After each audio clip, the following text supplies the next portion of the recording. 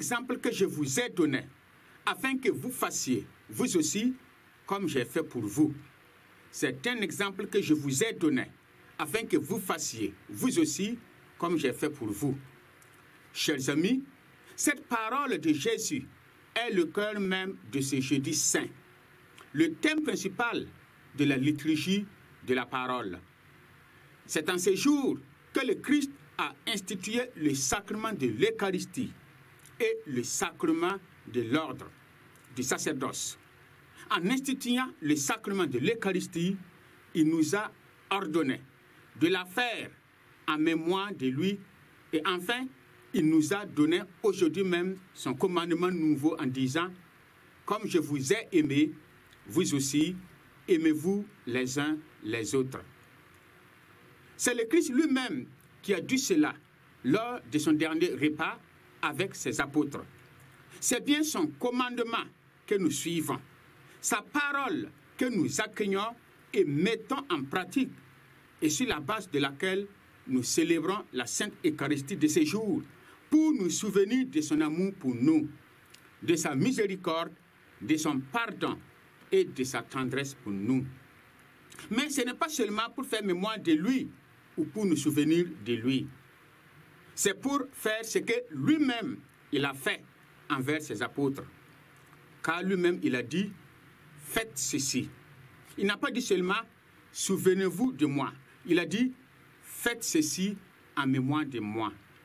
Il ne suffit pas et il ne convient pas que l'on fasse ce qu'il a fait pour exprimer et manifester notre amour envers lui. Car lui-même, il a dit, si vous m'aimez, vous allez écouter mes paroles. Mais qu'est-ce que le Christ a fait avec et envers ses apôtres pour que nous aussi, nous en fassions autant avec les autres?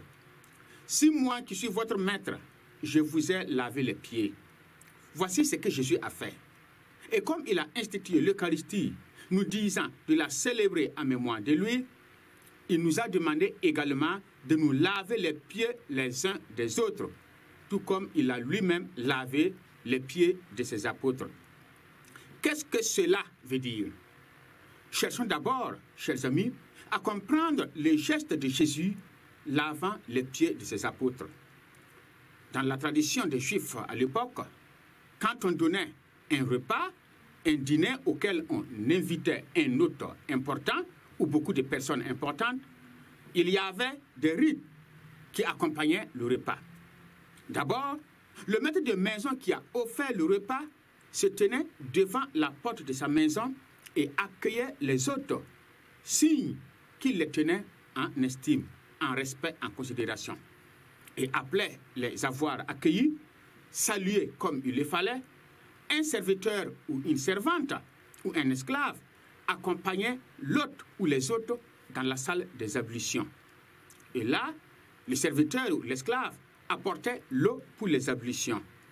La plupart du temps, comme je viens de le dire, ce travail incombait aux esclaves. L'objectif était de se purifier, de se rendre pur, pour rendre la maison et ses habitants purs, rendre tous les commensaux purs, et aussi rendre le repas tout pur et prendre le repas dans la pureté. On sait que les Juifs étaient attachés beaucoup à ce rite d'ablution. Quand on sortait de sa maison pour se rendre ailleurs, comme au marché, à une fête, chez des amis ou chez des parents, au retour, on devrait faire des ablutions pour se purifier, purifier sa maison et les gens de sa maison. Il en est de même pour les autres que l'on accueillait chez soi. Il devrait faire des rites de purification. Et ce rite consistait à se laver les mains jusqu'au coude, les pieds jusqu'aux genoux, et se laver aussi le visage. Il revenait aux esclaves ou aux serviteurs de la maison de faire ce travail, c'est-à-dire aider les autres à se purifier en leur apportant par exemple l'eau. À ce propos, souvenons-nous qu'un jour, un pharisien avait invité Jésus chez lui pour le repas. Et son nom était Simon le lépreux. Jésus y avait été invité avec ses apôtres.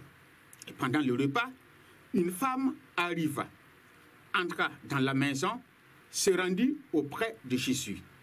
Elle se mit à verser de l'huile sur les pieds de Jésus et à les essuyer avec ses cheveux. Et quand les invités ont vu cela, ils furent tous scandalisés, surtout les pharisiens qui étaient là. Et ils se disaient, si cet homme était un homme de Dieu, il saurait qui était cette femme qui le touchait. Une pécheresse. Nous savons ce que Jésus n'a pas manqué à dire à Simon. Jésus lui a dit ceci. C'est lui qui l'avait invité. Simon, j'ai quelque chose à te dire. Quand je suis entré chez toi, tu ne m'as pas donné de baisers, ni de l'eau pour me laver. Mais vois cette femme, depuis que je suis là, elle ne cesse de verser ses larmes sur mes pieds et à les essuyer avec ses cheveux. Bien, Jésus voulait parler de ce rite d'ablution quand on invitait quelqu'un chez soi pour un repas.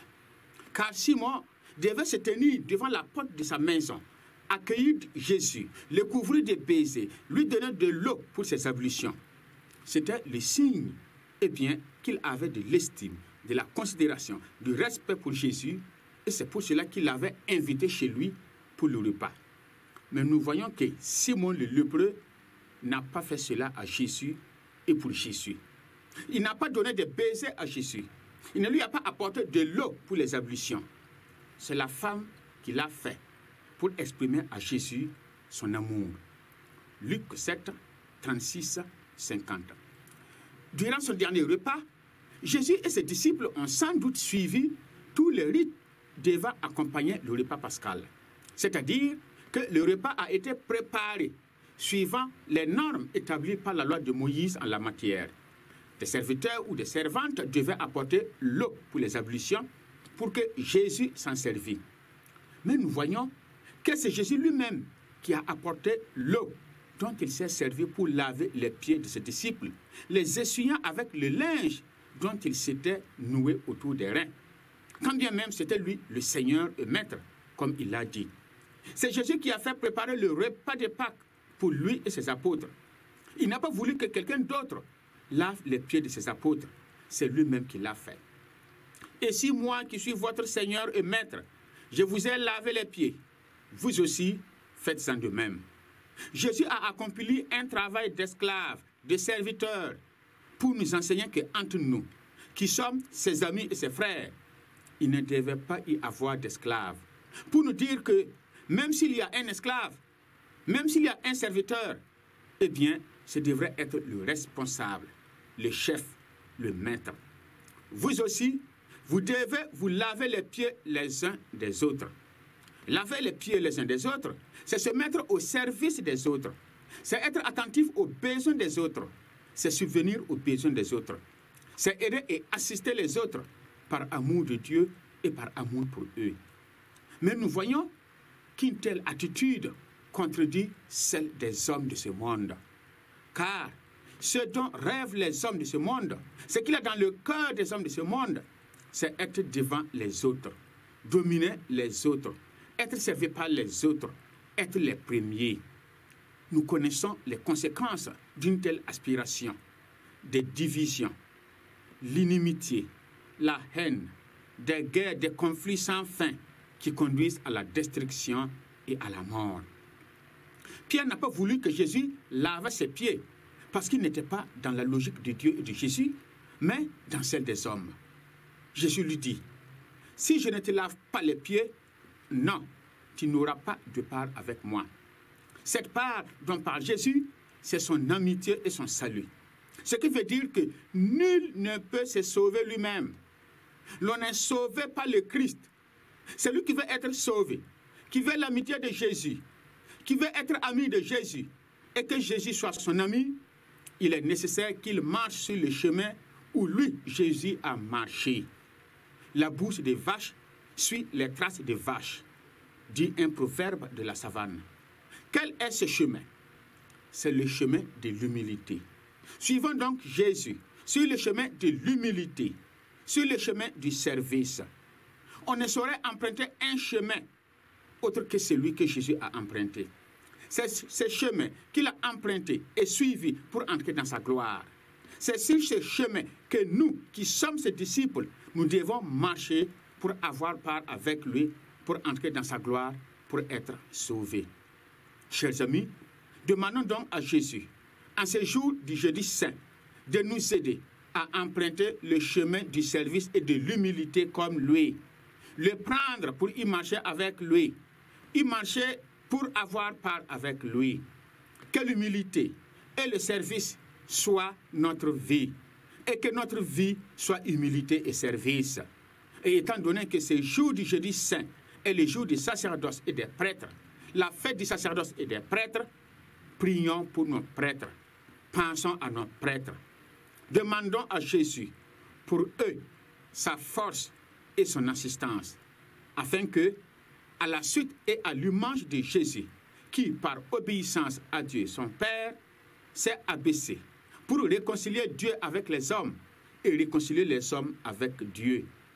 Ils soient obéissants, des serviteurs qui servent toujours dans l'humilité, qui se donnent, qui se dédient, se dévouent et se sacrifient. Des gens qui recherchent toujours le bien des autres.